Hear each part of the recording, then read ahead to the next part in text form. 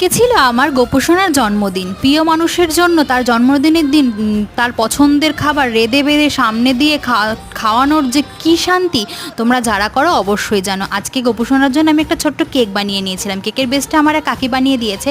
তারপরে দুধের মালাই করে তার উপর দিয়ে ডেয়ারি মিল্ক চকলেট গুলিয়ে উপর দিয়ে জেমস লজেন্স আর জেলি লজেন্স দিয়ে ডেকোরেশন করেছিলাম।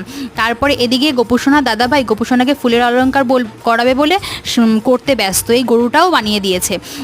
তারপরে একে একে তালের বড়া, লুচি, সুজি, মালপোয়া, নারকেল নাড়ু, ক্ষীর, গোপুসোনার সব পছন্দের জিনিস একে একে গোপুসোনাকে তৈরি করে দিয়েছিলাম। এবার রাত্রি 12টার সময় গোপুসোনাকে অভিষেক করিয়ে সুন্দর করে ফুলের সাজে সাজিয়ে দিয়ে গোপুসোনাকে দোলনায় দোল খাওয়াতে দিয়েছি। দোল খাইয়ে তারপরে একটু গোপুসোনাকে পুজো দিয়ে ক্ষীর খাইয়ে দিলাম নিজে হাতে করে গোপুসোনার পছন্দে। আর গোপুসোনার জন্মদিনটা এভাবেই আজকে পালন করেছিলাম।